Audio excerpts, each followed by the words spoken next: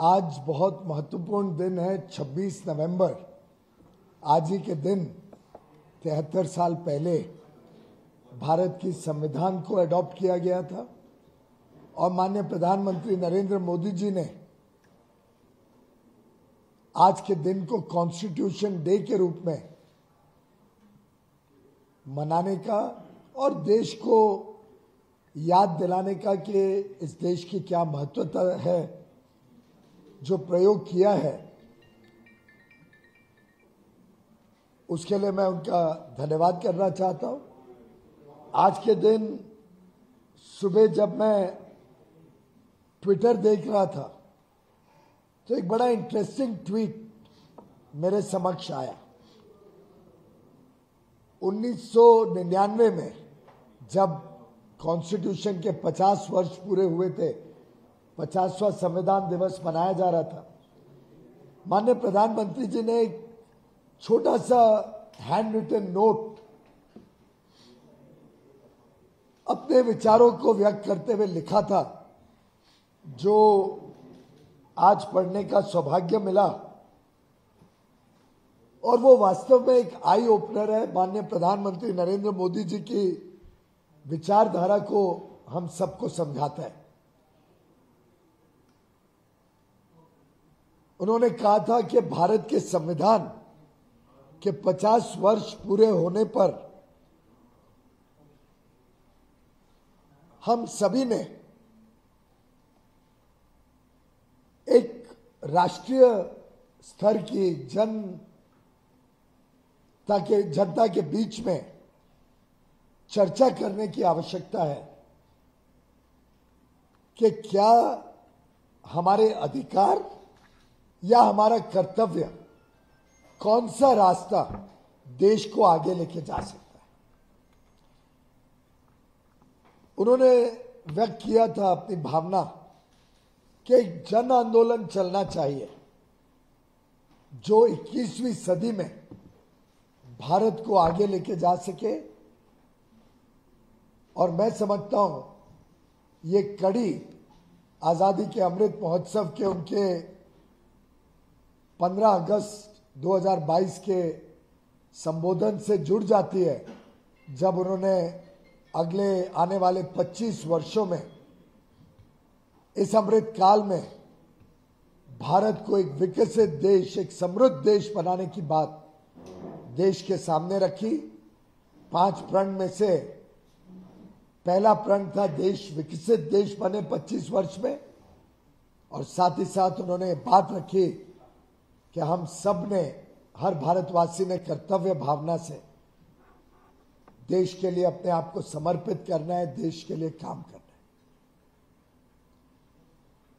मैं समझता हूं आज जो भारतीय जनता पार्टी ने संकल्प पत्र देश के समक्ष रखा है, एक अग्रसर गुजरात तो संकल्प के रूप में, जो 2 दशकों से अधिक गुजरात में सुरक्षा, शांति, साहस, सौहार्द, संबल और अनुशासन इस प्रदेश ने अनुभव किया है, लाभ लिया है, उसको और तेज गति से आगे बढ़ाने का संकल्प पत्र भारतीय जनता पार्टी ने आज जाहिर किया है।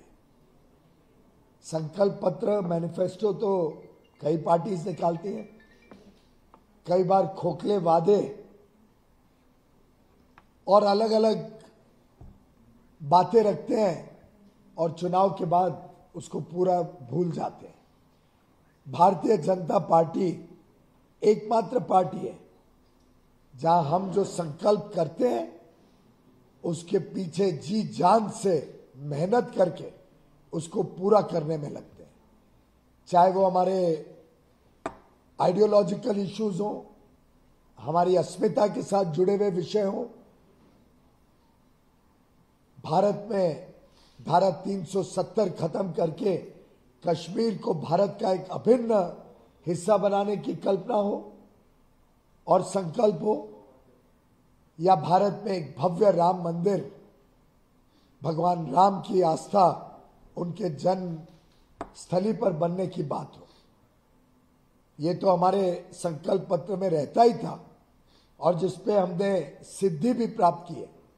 लेकिन आर्थिक विषयों में विशेषकर प्रधानमंत्री नरेंद्र मोदी जी बहुत सोची समझी रणनीति तहत संकल्प और मैनिफेस्टो के तहत आश्वस्त करते हैं जनता को, लोगों को, कि भारतीय जनता पार्टी की सरकार क्या सेवा करेगी, क्या काम करेगी। मेरा स्वयं का अनुभव है कि जब प्रधानमंत्री नरेंद्र मोदी जी के नेतृत्व में कोई मैनिफेस्टो बनता है, कोई संकल्प पत्र बनता है, तो एक एक विषय कैसे लागू किया जाएगा, कैसे इस संकल्प से सिद्धि होगी, कैसे एक एक विषय के लिए पर्याप्त धन उपलब्ध कराया जाएगा, रिसोर्सेज क्या लगेंगे, और कैसे हमें इन सब जो हम संकल्प पत्र में जनता के समक्ष विषय रखते हैं, इसको कैसे पूरा किया जाएगा। और फिर 5 वर्ष तक सरकार बनने के बाद एक एक विषय की मॉनिटरिंग होती है, निगरानी रखी जाती है, लोगों को जवाबदेही बनाया जाता है और संकल्प किए हुए कामों को पूरा किया जाता है। आज सुबह भी हमारे गुजरात के अध्यक्ष माननीय CR पाटिल जी ने ये बात जनता के बीच रखी कि हर संकल्प पत्र में जो जो वादे किए उस पर कैसे खरी उतरी भारतीय जनता पार्टी, कैसे काम किया उन विषयों के ऊपर, और कैसे हम आज जो आपके समक्ष अलग अलग चीजें रखे हैं अपने संकल्प पत्र में, वो गुजरात को एक विश्व स्तरीय अर्थशक्ति बनाएगी, कैसे गुजरात को और प्रगति के राह में गति भी देगी, कैसे हम गुजरात को $1 ट्रिलियन की इकोनॉमी बनाकर देश की अर्थव्यवस्था और देश को विकसित बनाने में गुजरात का योगदान प्राथमिकता से आगे बढ़ाएंगे। गुजरात बहुत तेज गति से गत 2 दशकों से बढ़ रहा है। आज की GDP गुजरात की लगभग 14 गुनी हो गई है, जो आज से 20 साल पहले थी। और आप कल्पना करिए कि कैसे गुजरात पूरी संभावनाओं से भरा हुआ प्रदेश है, कैसे केंद्र सरकार, राज्य सरकार और हमारी लोकल इकाइयां मिलके एक साथ गुजरात में प्रगति को और पंख दे रहे हैं। और एक एक विषय जिसपे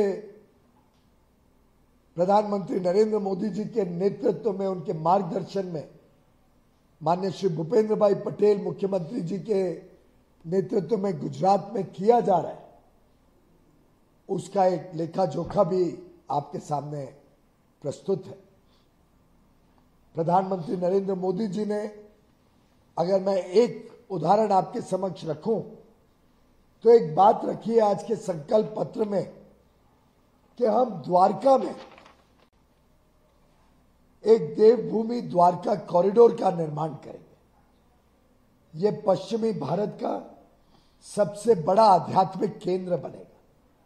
यहां पे दुनिया की भगवान श्री कृष्ण की सबसे ऊंची मूर्ति की स्थापना होगी। एक 3 डायमेंशनल इमर्सिव भगवत गीता का अनुभव लोग वहां ले पाएंगे। और जो द्वारका हमारी आध्यात्मिक शहर है, हम सबकी आस्था जुड़ी हुई है द्वारका के साथ, इसको हम सब देख पाएंगे, अनुभव कर पाएंगे। मैं इससे ये कह रहा हूं कि माननीय प्रधानमंत्री जी कभी छोटा नहीं सोचते। आप देखिए केवड़िया में विश्व की सबसे बड़ी सरदार वल्लभ भाई पटेल को सम्मानित करने वाली, उनका साधुवाद करने वाली, उनको श्रद्धांजलि देने वाली जो प्रतिमा बनी है, आज विश्व भर से लोग वहां पे आते हैं, सरदार पटेल का भी दर्शन करते हैं, उनको श्रद्धांजलि देते हैं और साथ ही साथ उस पूरे इलाके के विकास में भी एक तरीके से उनका योगदान जुड़ जाता है। एक पर्यटन का क्षेत्र बन गया है केवड़िया। एक पूरी आर्थिक संभावनाओं का केंद्र बन गया है केवड़िया। वहां पे कोई व्यक्ति जाता है तो एक भारत का भी उनको दर्शन मिलता है, अलग अलग आजादी की लड़ाई के बारे में जानकारियां मिलती है। एक लगभग 2-3 दिवसीय लोगों को वहां रहने के लिए प्रोत्साहित करने का, आकर्षित करने का केंद्र बन गया। और मेरा मानना है लगभग 1 लाख करोड़ की इकोनॉमी तो मात्र केवड़िया में डेवलप हो जाएगी, जिस प्रकार से आज हम लाखों पर्यटकों को वहां देख रहे हैं जाते हुए। प्रधानमंत्री नरेंद्र मोदी जी की जो कल्पना थी कि एक पूरा इलाका उससे डेवलप हो, विकसित हो, वो अब सिद्ध होते दिख रही है। ऐसे गुजरात में कई संभावनाएं, चाहे वो आर्थिक क्षेत्र की हो, उद्योग जगत से जुड़ी हो, व्यापार से जुड़ी हो, आधारभूत सुविधाएं, इंफ्रास्ट्रक्चर से जुड़ी हो, निर्यात के साथ गुजरात में बड़ी अपार संभावनाएं हम देखते हैं। और मैं समझता हूं ये जो संकल्प पत्र है, एक पूरी गुजरात की इकोनॉमी को और गुजरात के एक एक व्यक्ति को एक नया उज्जवल भविष्य देने वाला संकल्प पत्र आज देश के समक्ष, गुजरात के समक्ष रखा गया है, जो गुजरात के हर व्यक्ति को, हर व्यक्ति के जीवन को छुएगा, हर व्यक्ति के जीवन में खुशहाली और समृद्धि लाएगा। और जैसे माननीय प्रधानमंत्री जी के नेतृत्व में आज पूरे देश की दिशा और दशा बदल रही है। जैसे पूरे देश में चाहे वो व्यापार करने की सुविधाएं हो, ईज ऑफ डूइंग बिजनेस, चाहे हमारे युवा युवतियों को नई मौका देने वाली योजनाएं हो, स्टार्टअप इंडिया हो, स्टैंड अप इंडिया हो, मुद्रा योजना हो, चाहे गरीब कल्याण की योजनाएं हो, जिसमें प्रधानमंत्री गरीब कल्याण अन्न योजना के तहत लगभग 4 लाख करोड़ अधिक खर्च किए। नमस्कार, मैं हूं मानक गुप्ता। अगर आपको हमारा ये वीडियो पसंद आया हो तो इसे लाइक और शेयर जरूर करें, और हां, हमें सब्सक्राइब और फॉलो करना ना भूलें ताकि आप देश और दुनिया की कोई खबर मिस ना करें। तो जुड़े रहिए हमारे साथ और देखते रहिए न्यूज़ 24।